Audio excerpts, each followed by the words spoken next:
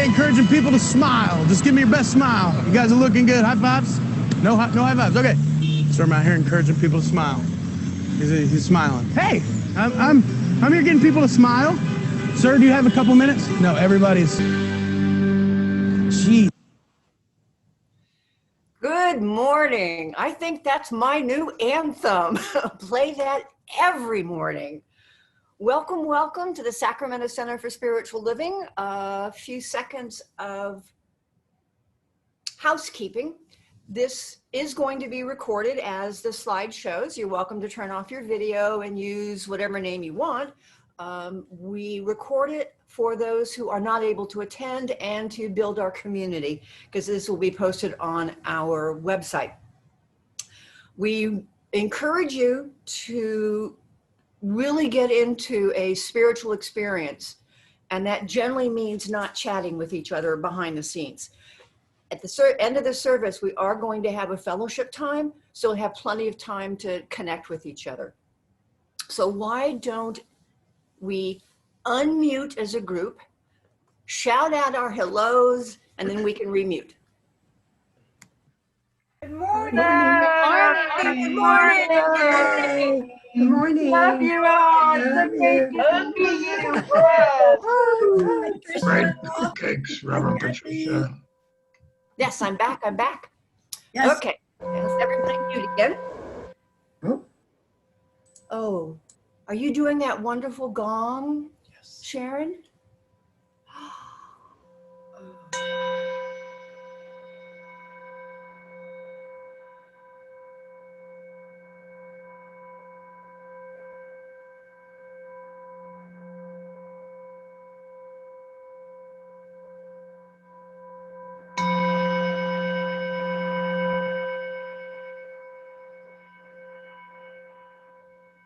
There is only one, and it permeates all that it creates, all that it is, in the same way that the sound of that wonderful Tibetan bowl radiates and permeates every bit of myself.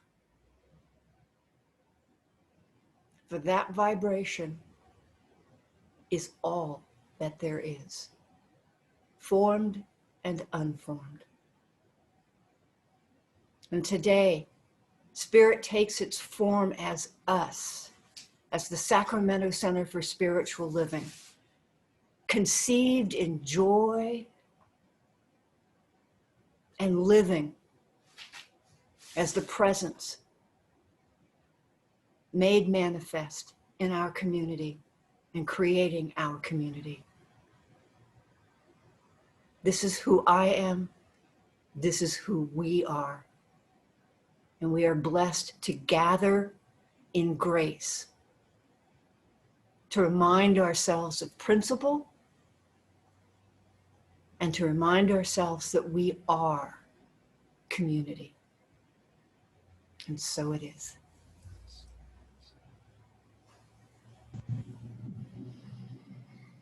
So let's stay on mute, but say together our vision, mission, and purpose. We are a welcoming sanctuary community where all are accepted, valued, and supported in the global family. And our mission, we inspire and nurture personal and global transformation through the teaching of science of mind. And our purpose, in joy and love, we connect in service to all life. That we do. And our readings today are from a variety of sources, and it's all on the slide. We should be careful not to divide our mental house against itself. Having announced the law of liberty, we must not deny it. When we shall know the truth, then ways and means and methods will be found for the freedom of all. The mold of acceptance is the measure of our experience. The infinite fills all molds and forever flows into new and greater ones. Within us is the unborn possibility of limitless experience. Ours is the privilege to give birth to it.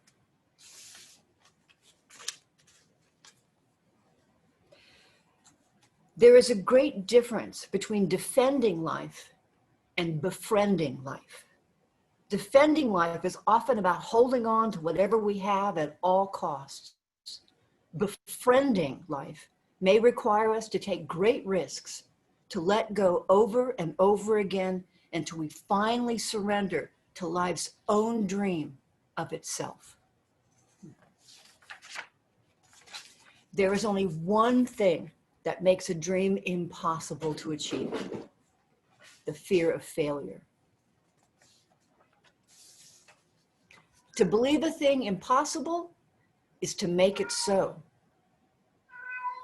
Many of the things that seem impossible now will become realities of tomorrow. See the invisible, believe the incredible, and achieve the impossible.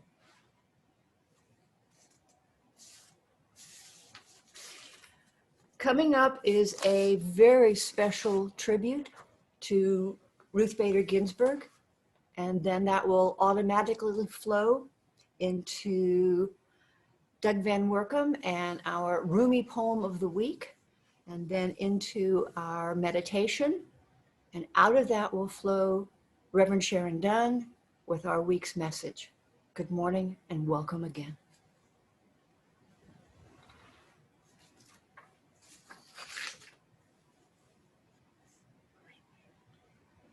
We were all so deeply saddened to hear about the passing of Justice Ruth Bader Ginsburg last night, a real tzaddik, a woman of justice. I wanted to take a moment to acknowledge her by sharing a few words from her longtime friend and colleague, Justice Stephen Breyer. He said, "I heard of Ruth's death while I was reciting the mourner's Kaddish at Rosh Hashanah services. I thought, a great justice, a woman of valor, a rock of righteousness, and my good, good friend. The world is a better place for her having lived in it." I received these words from Justice Breyer's daughter, Nell, my friend since college, who wrote me last night to say that she and her father were saying Kaddish with us at Central Synagogue last night when the U.S. Marshals called her father with the news. I was honored that they were praying with us, that we could be their community in this moment. We've certainly learned new ways to connect and be present for each other in these times. And we've learned that just because it's virtual doesn't mean it's not real. Even mitzvahs can be done virtually. When a Jew dies, there is a custom that a shomer, a protector, sits watch with a body, keeping it company and reciting psalms until she is laid to rest. Ruth Bader Ginsburg is not yet buried, but we can do the mitzvah of being her virtual shomrim.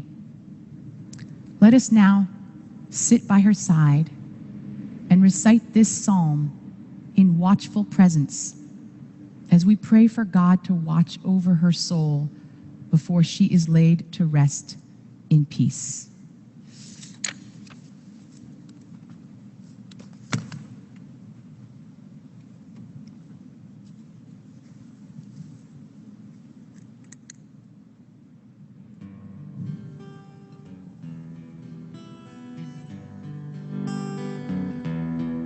Hallelujah, hallelujah.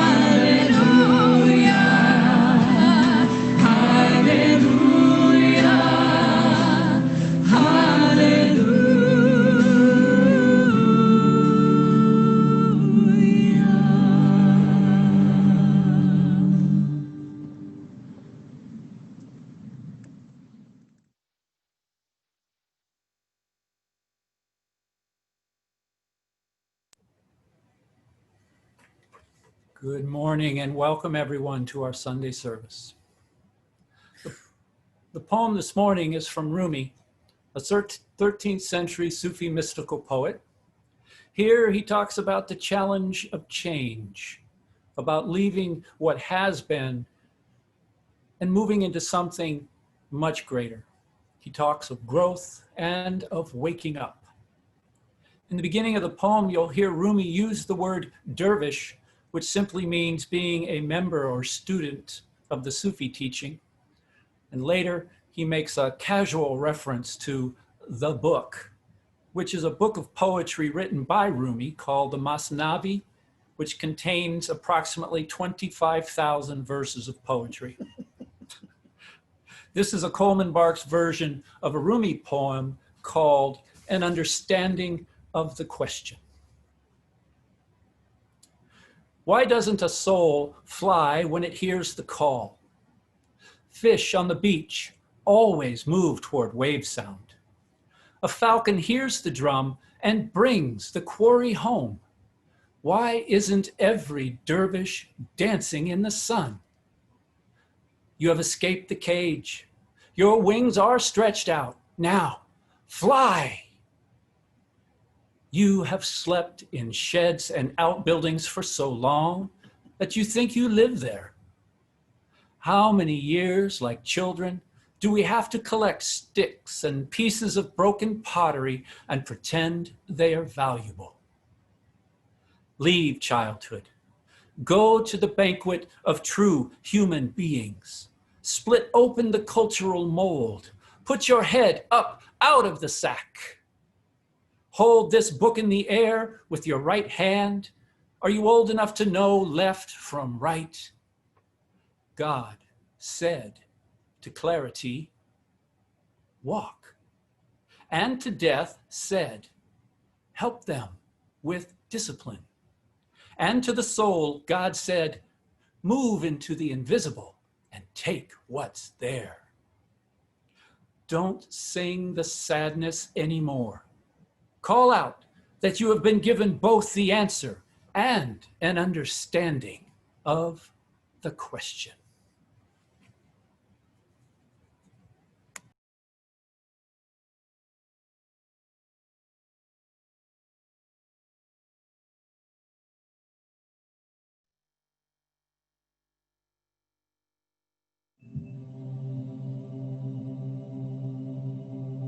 Hello, and thank you for joining me today. We are going to do a 5-minute visualization exercise. I highly recommend doing this every night right before you fall asleep. Do this practice in a safe environment where you can close your eyes. This video is exactly 5 minutes, so there's no need to worry about time. Let's begin by taking 2 deep breaths. Breathe in and release. Breathe in and release. Please close your eyes if you haven't already. I want you to answer the following questions either out loud or to yourself. In what location would you love to live? Would you love to live in a warmer environment, in a colder climate, or exactly in the same city you are currently in? See it, feel it, smell it, hear it.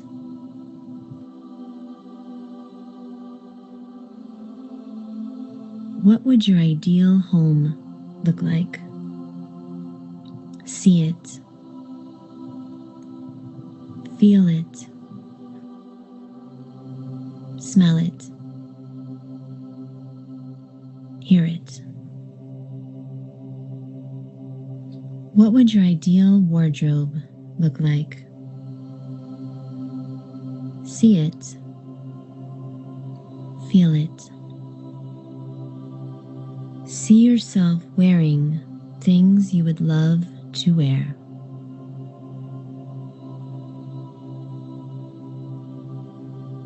What is the ideal amount of money in your bank account? See your ideal bank balance. Feel how it would feel to have that balance. Feel the security of having that balance. What is your ideal body? What does it look like? See it in the mirror. How does it feel to be in that body? What are some words to describe your ideal body? What is your ideal job? See yourself doing it. If you're unsure what you'd like to do, that's okay. Visualize yourself doing things that you love to do. What do you love to do?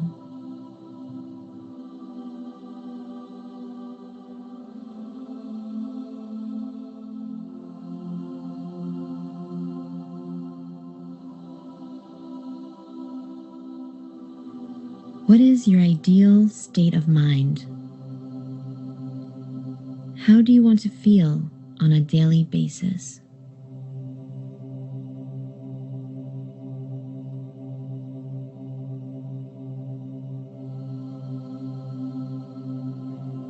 What are 3 things you are most grateful for right now?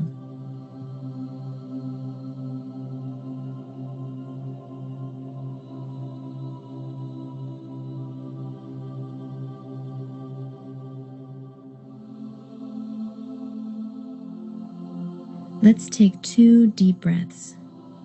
Breathe in and release. Breathe in and release. Thank you so much for joining me for this visualization practice. Good morning. Oh, isn't it wonderful to have Reverend Patricia back? Yes. And isn't it amazing what our production manager, director, Ruth, does with our Sunday service? I am such gratitude this morning. And you may have started to surmise that the theme we're on, looking at Justice Ruth Bader Ginsburg's beautiful tribute and the meditation about what is your mental equivalent or what is your desire, you might guess that our topic for today is just do it. And we are in our last week with the theme for September for faith is knowledge. And I want to give you a quote from Lewis Carroll, who says, Alice laughed. There's no use trying, she said. One can't believe impossible things. I dare say you haven't had much practice, said the Queen. When I was your age, I always did it for half an hour a day. Why, sometimes I've believed as many as 6 impossible things before breakfast. Yes, the impossible is always possible in God. And we're going to talk about that today. And I'm going to talk about 3 things: faith in action, or SIVA. True faith is convinced of its own goodness. And last, spiritual entrepreneurship. Spiritual entrepreneurship. And that is going to be pretty exciting. I couldn't wait to see you all, to share with you this download from Spirit as to spiritual entrepreneurship, which I had never heard of. And I started developing the idea thinking I was such a smarty pants. And I developed this whole thing. I thought, well, maybe I should write a book about it. And then, of course, I Googled, and there it was, all over the place. However, spiritual entrepreneurship in the way I'm using it is different than what is Googled. And so we're going to do that. So in our declaration of principles, which I pick one, as you know, each week from What We Believe, written by Ernest Holmes, who is our founder and author of the text Science of Mind, The Science of Mind, and of course many other texts. And he says, we believe in the direct revelation of truth through our intuitive and spiritual nature, and that anyone may become a revealer of truth who lives in close contact with the indwelling God. So we're going to talk about those 3 things. We're going to start with faith in action and what is SIVA. And I've talked about SIVA before, which is basically service, selfless service.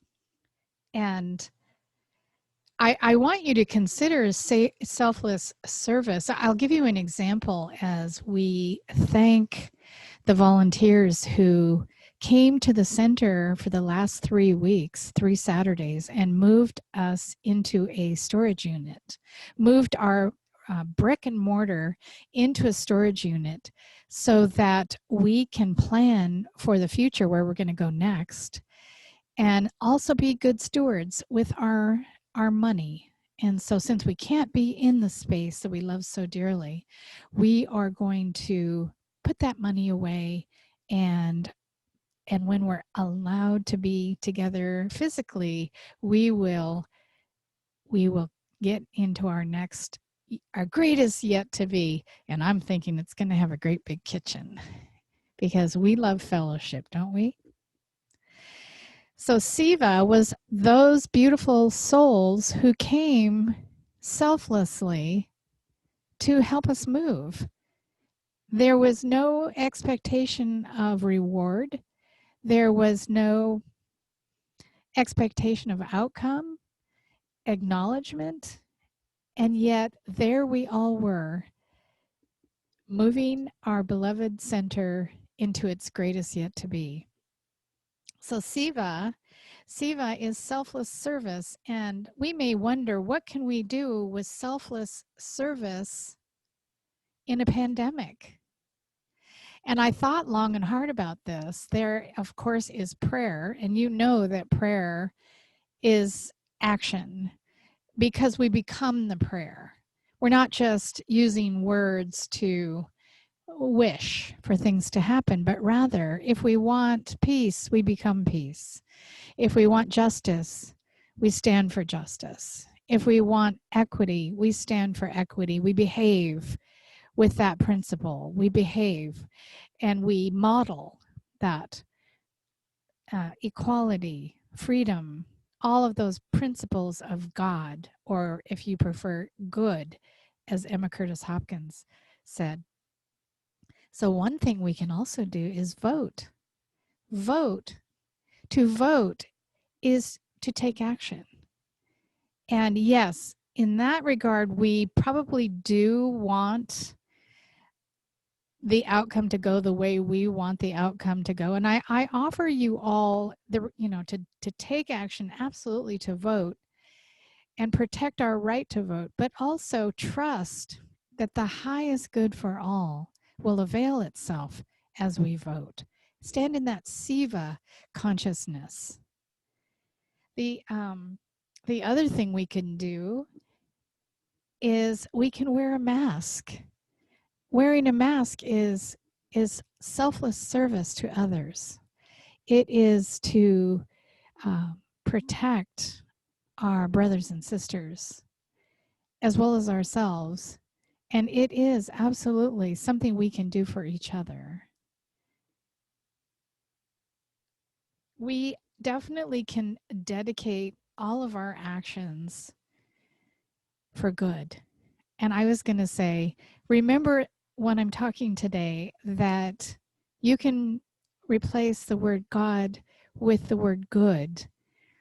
I'm taking the 30-week inward journey with Dr. David Bruner. Oh my heavens, it's just absolutely wonderful. I'm doing this for myself to fill the well, if you will. And it is a lot about, especially the first part of the 30 weeks. We're using the book by Emma Curtis Hopkins, and she was Ernest Holmes' teacher, and she refers to God as good. And so we can dedicate our actions to good. We can dedicate our actions thinking about others as well as ourselves. And I'm not saying get lost in others, because of course we don't want to serve others at our own expense, because of course that's codependent, and we're not looking for that in Siva. So we don't we don't use the word Siva in our teaching, but I do absolutely love the word. It is to get out into the world and be of service to our community in the world. And right now we are not advised to get out into the world. So we're going to have to do a lot of our Siva in consciousness, aren't we? And in behavior. And that's going to change the world. Believe me, that has power in it. Just doing Siva requires this, again, selfless service. It's done without regard to personal recompense or spiritual remuneration. Again, this is not expecting anything in return, but literally developing that muscle of service. And I know I could name pretty much all of our community who has a really good handle on Siva. Wouldn't you say? Raise your hand if you agree with me. We are a loving, serving community. I'm looking at most of you and going, yep, there she is. Yep, there he is. Yep. We are very, very blessed with our volunteers, and I really do want to acknowledge our volunteers, because really we couldn't do what we do as a community without each other, could we? It just wouldn't happen. So service with the hope of getting something in return comes from fear and not faith, because it is a form of bargaining. I am doing this to get something in return, and the point is we're not doing that. Faith with works of love, service, and truth is life. And the law of circulation requires inward and outward focused activity. So we are pretty clear on that. You know, what does this have to do with Ruth Ginsburg? What does this have to do with our meditation about what do you want in your life? I've been working really astutely in the last couple of weeks on mental equivalent. And my daughter said, what is mental equivalent? And I said, it's that mental picture of what I desire. And I talk about this a lot. I talk about we manifest from our mental equivalent, from our intention. And we manifest that which we can imagine. And so it's really up to us to imagine the unimaginable, or at least this: open and accept the unimaginable. And that will help us to open to a bigger idea of itself, so that it can then, like I say, you know, God does these downloads. And so I don't necessarily have a picture, but I'm open to it every day. I'm just open. I throw my mind open, and then Spirit has the opening to then transfer that picture to me. And once I get that picture, then it is so. And so this is a really, really important part of our manifesting. And so again, what does RGB have to do with the price of fish? And I want to tell you that what a soul she was. She had this idea down. She literally pushed through the barriers of what is to what could be. She stood for things that were not in existence: women's rights, civil rights, freedom for the LGBTQ community. Freedom, freedom, freedom. She and John Lewis were freedom riders. They didn't come in and say, well, I'm glad it's all done. I think I'll support that. Did they? So do you understand how you can do this in your life? That these heroes are gone means that who is the hero now? You are. You are the hero now. And it's up to you. It's up to you to look at the unimaginable, to look at in your life what isn't showing up and say, yes, it can. Yes, I can. Just do it. And so we're going to talk about that. So Ernest Holmes says, when our thought rests entirely upon ourself, we become entirely upon ourselves, becomes abnormal and we become abnormal and unhappy. Let me try that again. When our thoughts rest entirely upon ourselves, we become abnormal and unhappy. But when we give ourselves with enthusiasm to any legitimate purpose, losing ourselves in the thing which we are doing, we become normal and happy. Only as much life enters into us as we can conceive, and we can conceive of life in the larger sense only when there is complete abandonment to it. Let the one who is sad, depressed, or unhappy find some altruistic purpose into which we may pour our whole being, and we will find a new inflow of life, which we have never dreamed. Isn't that beautiful? Which we have never dreamed. Seva is a Sanskrit word meaning selfless service, and it lies at the heart of the path of Karma Yoga.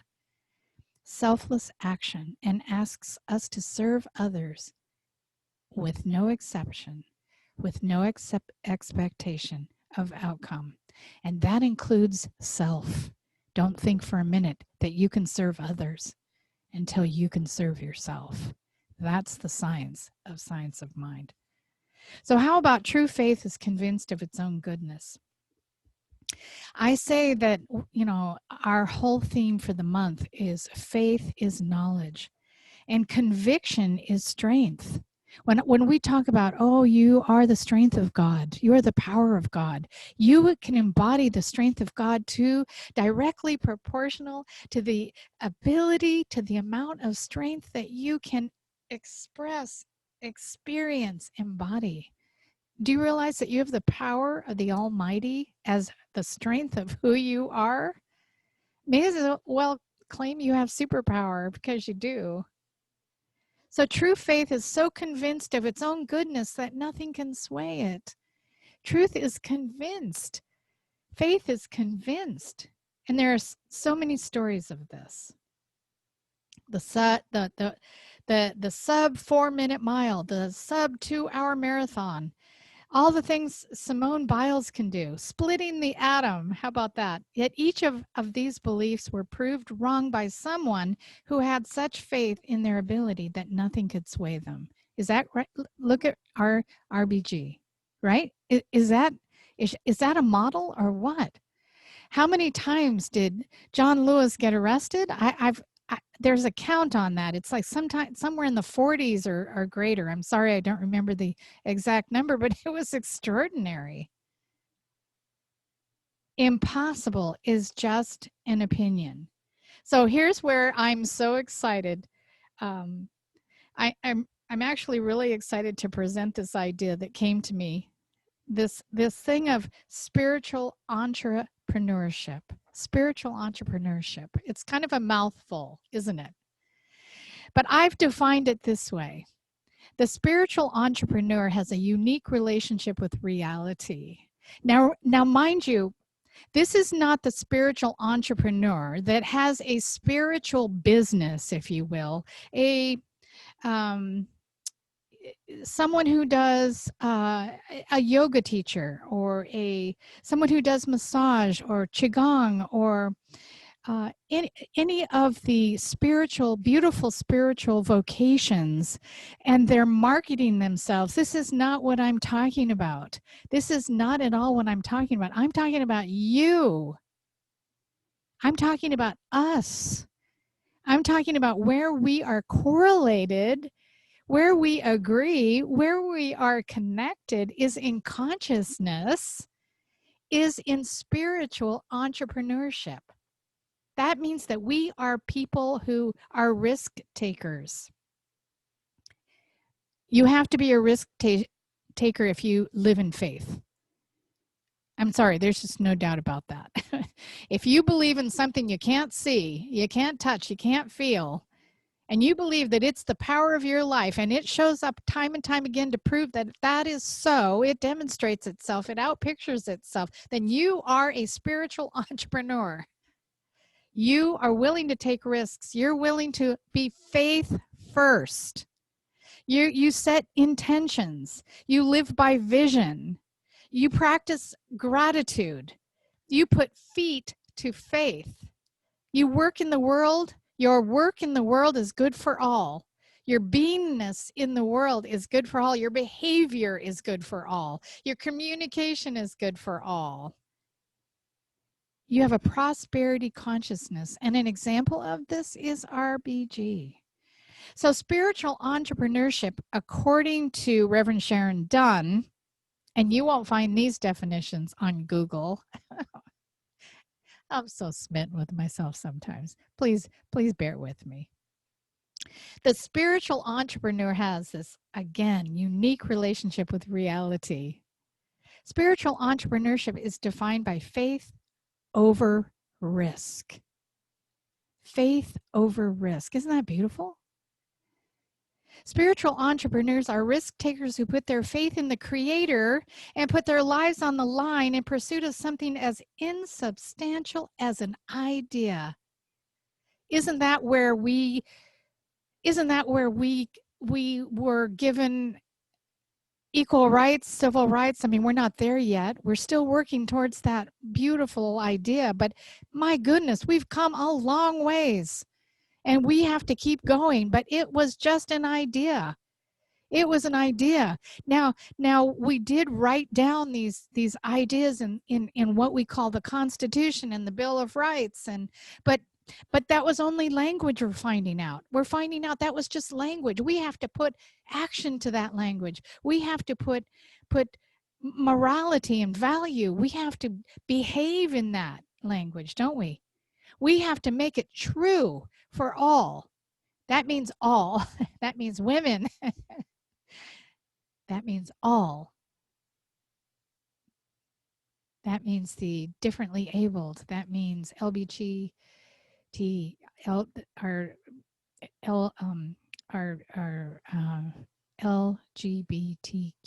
brothers and sisters, our elderly, our immigrants, our people of First Nation, our people who are from other countries. It means all. Our animals, our trees, our creatures. It means all. Our air. It means all. Then there's security, our careers, our reputations, our lives are imaginable. When the odds of success seem far-fetched but are impossible to know, we have choice. We can approach it negatively, it's impossible, or constructively, which needs to be done to understand if this is possible. And the former is more practical, while the latter is more entrepreneurial. Remember, we are spiritual entrepreneurs. And this whole idea of risk, taking risks, is pretty exciting. You know, risk, which is measurable statistically, ambiguity, which is hard to measure statistically, and true uncertainty is impossible to estimate or predict statistically. One thing about the entrepreneur, the spiritual entrepreneur, is we are okay, we are happy, we are comfortable with uncertainty. It is part of the formula of being an entrepreneur. Uncertainty, yay, woohoo! Wow, that's a stretch, isn't it? When nothing is sure, Margaret Drabble says, everything is possible. When nothing is sure, everything is possible. And so what's unique to the spiritual entrepreneur is our ability to be uncertainty bearers. Uncertainty bearers. And not only are we willing to take risks, but we're willing to take risks in the face of the totally unknown and unpredictable outcome. If you believe in God, then you must believe in your good. If you can believe in something unseen, then you must believe in your dreams. Hoo-yah. Right? Wait, give me a high hand there if you're with me. To me, this was so exciting, I can't tell you. Spiritual entrepreneurs are known for their big visions, for the wild and crazy ideas that no one else will. We chase these ideas. You know, it's funny because I like to claim that I'm a spiritual entrepreneur, and I wasn't my primary family. I used to get in trouble for it because I didn't quite know how to present my ideas. Mostly, I just ran into the kitchen and yelled them, "Look, this is what we're going to do next." And that never, ever worked. Even though in the end we did those beautiful ideas, it was the presentation that I needed to gain some etiquette around. And I'm not sure I have done that quite yet, because I notice that continues to happen when I get wild and crazy ideas. I think everybody should love them, but they don't.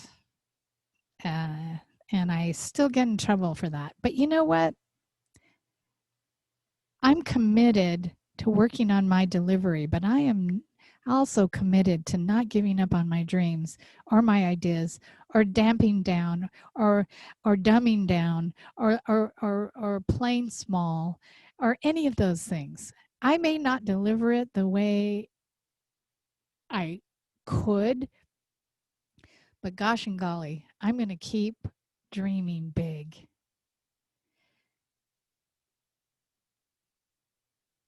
So entrepreneurship, this is pretty darn exciting stuff. We must assume that it is in fact possible. This is really important, right? Because we can have an idea, but if we don't assume it's possible, then it's going to fizzle. That's the algebra at the base of quantum physics. It would just cancel it out, right? That's like a doubt. It's like an intention plus an intention plus a doubt equals zero. No manifestation there. So then we have to try it. And then we can evaluate, did it work? What did I learn? And this is where I get to learn a lot about my delivery. You might be looking at what it is you have to look at. Is it your belief? Do you have enough belief? Do you have enough faith in the impossible? Do you have enough faith in the unseen? Do you have enough faith in the potential? Or do you get noise? Do you get naysayers? Do you believe in I don't know, if maybe there's not enough this, there's not enough that to propel that idea. Maybe there's just not enough this. Does anyone relate to that? You have an idea, but you're just kind of, or even ask somebody about it. Well, what do you think of this idea? And then believe what they say. I would not recommend that. I would recommend that if you have an idea, you go to a spiritual entrepreneur and ask them what they think of your great idea. And you're going to get a yes. You're going to get a yes. So your job is not to proceed on pure faith, but to proceed with the intention to transform your uncertainty to ambiguity. In other words, press on until you have enough data to make a probabilistic assessment of your odds of success. In other words, we're not just wishing things. You don't think Walt Disney did that. No, Walt Disney had an idea and then he started bringing it to life, didn't he? Do you love those videos of Walt Disney when he was first coming up with Mickey? And they were just these, characters that, like those pages you flip when you make a cartoon. And then look now what? It's the happiest place on earth. It's the happiest place on earth. So how many of you feel like you might be a spiritual entrepreneur? I want to see your hands. How many of you feel like you are a spirit? Isn't it a wonderful idea? Is it a great idea? I just think it's a fantastic idea. And I'm going to end with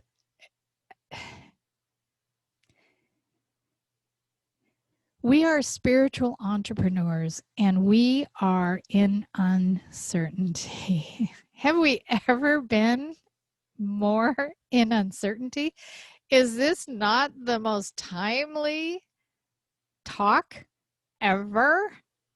Is that we have just lost two of the biggest heroes who demonstrated what I'm talking about today. And now we're the heroes. And we are living in the most uncertain of times. And while we're living in these uncertain times, we are creating our dreams. Don't ever forget that your biggest activity right now is to create out of this uncertainty, is to believe in the impossible, is to share your dreams with not the naysayers, but the people who will say, absolutely, I'm in. I'm going to know that with you. Today is the day to get involved. From your house, from your shelter in place, it is to get involved in entrepreneurship. It is to get involved as you double your spiritual practice. As you spend time journaling, what is it? Spend time in the silence where that wee small voice has a chance to be heard. Again, who was I talking to where I said, I have questions when I get there. Why is the voice so wee small? We have to be quiet. We have to live in the stillness in order to hear what it is that wants to land in your imagination that wants to form an image. This whole idea of spiritual entrepreneurship is something I woke up with. I was like, wow, that is deep. That is deep. And what does it mean to me? So I didn't go to Google. I created it. And then I did Google and I realized, well, this is actually a little different. What I'm doing is uniquely me. It's uniquely Sharon. It is uniquely me as God in the world. And put feet to your faith. Isn't that wonderful? That is not my original. Put feet to faith. Believe, and then act as if. Act as if.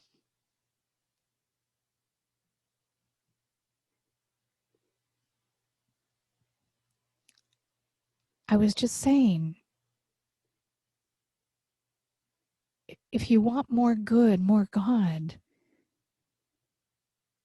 court the beloved.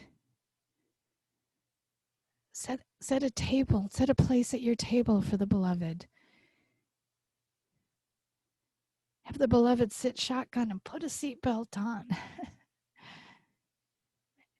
Court the beloved like it, so that our good, our God stays in the forefront of all activity, of all our thinking.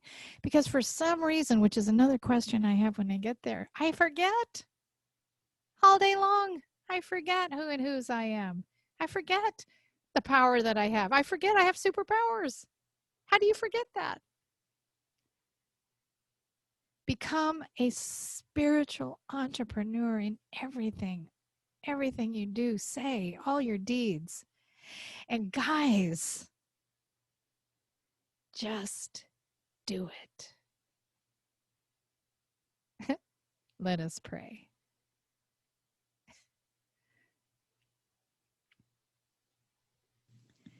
And remember that you can send a prayer in the chat or put it on our website where the ecclesiastic team will pray for your request for a week. We definitely want to add our country, our beloved heroes that have passed, someone in your heart who you have a prayer for. Bring that into the forefront of your mind right now. I'm going to put in my friends Debbie and Dave. Dave made his transition yesterday. I'm going to add Kathy and Jeff. And please right now add those beloveds that you would like to include in our prayer. And just know that there is a creator creating creation that is so powerful that it's able to create through its creation. What a perfect example is this technology. Here we are. And remember, virtual does not mean it's not real. Virtual means different. This power is so loving. And what's so beautiful is that this power, this presence, impresses itself on the souls of sentient beings. And that's why love never dies. That's why it's love never dies, because it's in the soul that lives on, that is ever expressing. It is God that is immortal, infinite, ever expressing, ever expanding, and always powerful. And when it shows up, it's not showing up a little bit here, like I say, or a little bit there, but everywhere, fully present. That means that in its creation, it is everywhere, always, in all ways. This is a powerful presence. This is an infinite presence, meaning that potential is infinite. That we will never, in as many lifetimes as there is, ever use it up. And it is good. And it is for good. And it is the thing that created me out of itself. And so how can I be different? How can we be different? Created each one of us with that superpower. It created each of us as spiritual entrepreneurs, meaning that we have the power, we have the presence, we have the intelligence, we have the harmony, the abundance, the peace, the joy, the justice, the equality. We have it all right now. And it is up to us simply to use that, to bring it into form, to believe in the unbelievable, the unimaginable, that anything's possible, that all is possible in God. And so we live and breathe in that siva, in that selfless service to God, to our good, and to the good of others. We live there. We have our being there. That's our purpose. That's our life. That's the reason. That's the why. I am that is. I'm that powerful. I'm that creative. And I am that full of love and light and joy and peace. And I claim it now. Doggone it. I pushed that portal open more than I have ever pushed it open before. And I can never be the same when I see more of it. I can never go back. I can never not know what I know. I know this for all of us. I know that all and everything is possible. For our nation, peace is possible. Unity is possible. Love is possible. Freedom is possible. Equality is possible. And I'm going to make it probable. I'm going to make it so. I live and breathe in this truth. I give thanks for this prayer answered before time and space, knowing today is the anniversary of my ordination in Puerto Vallarta, that I am ordained for life to be a minister of God's work, as we all are. I claim it so. I release my word into the law that joyfully begins to bring it into form. And please affirm with me from that heart, from that love, from that rejoicing, that it is so. And so it is. Shalom. Ashe. Amen. Hallelujah.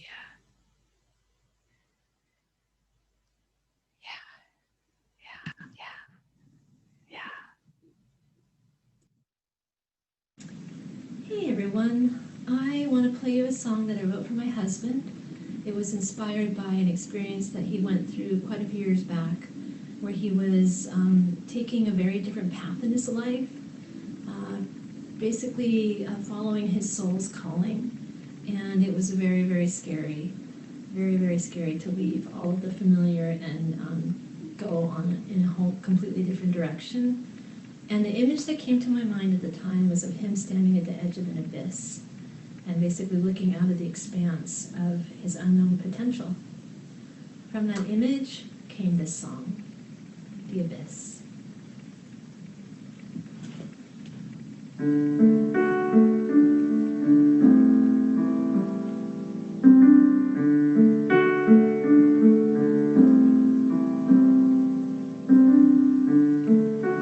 Another day, taking me farther, farther away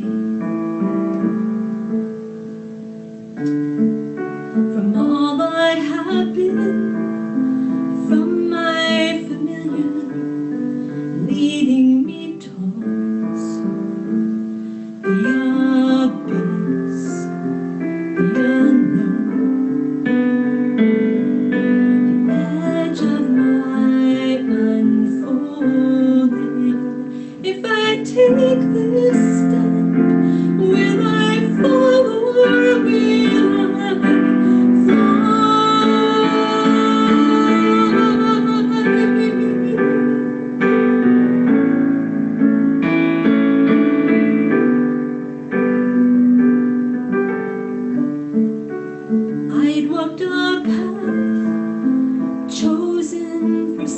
safety and others' beliefs. But I hit a dead end, so I choose this other that leads me right to the abyss, the unknown, the edge of my unfolding. If I take this step, will I fall or will I fly?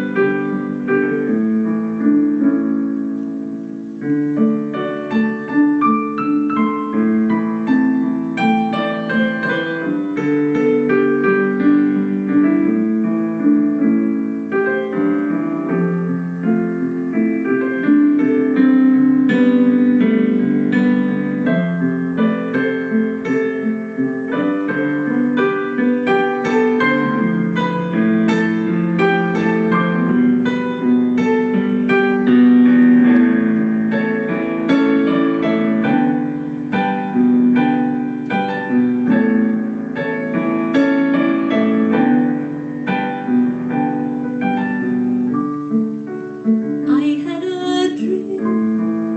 I dreamt I was running, trying to escape the truth of my life, what I'm becoming. It's making me face the abyss, the unknown, the edge of my unfolding. If I take this step, will I fall or will I finally know what it's like to be flying? If I take this step, will I fall or will I fly?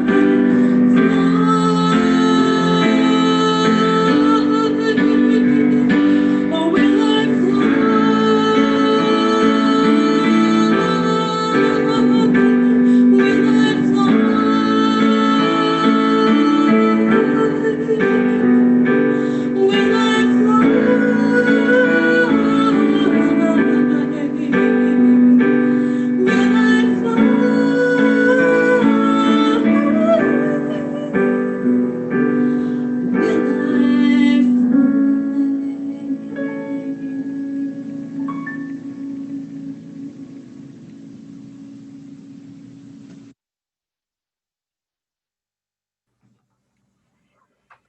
This is our offering time, and what we are offering is an opportunity for you to give.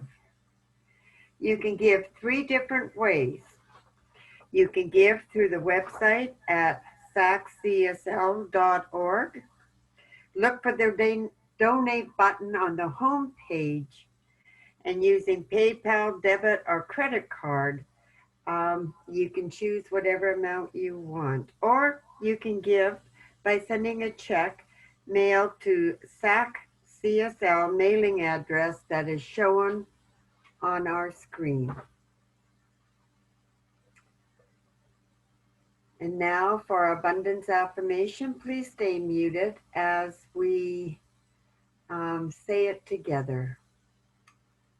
I give thanks for the abundance that is mine to share and my willingness to share it, being in the flow of the law of circulation, knowing that my gift returns to me multiplied many times over. And so it is.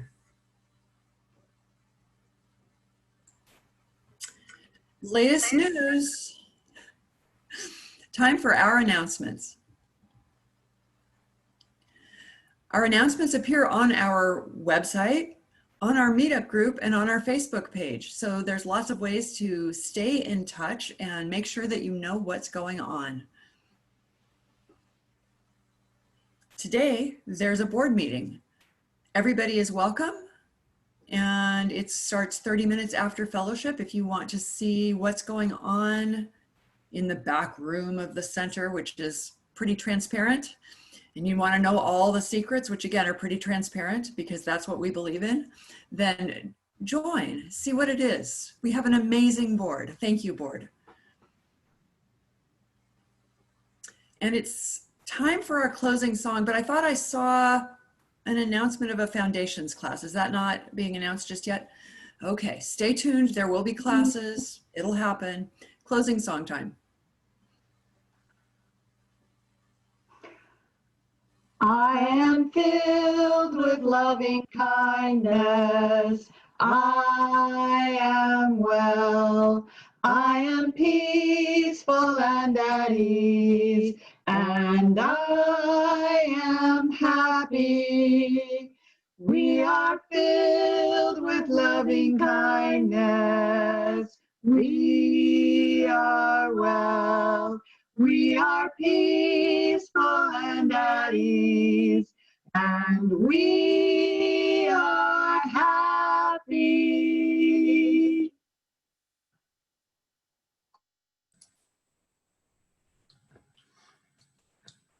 And our affirmation today, if you remain muted, is I act in ways that affirm the inherent goodness of all. Yes. And in the gratitude of this service today, and affirming that we are all spiritual entrepreneurs as we go out and we take the love that's in the center of our hearts, and we have that love here for every living creature, person, and being, and we accept each day that we know that we are guided by divine guidance as we keep our spiritual entrepreneurship keep going. And thank you each and every one. We are so blessed, and we take this blessing and we pass it out. Namaste. Stay for fellowship.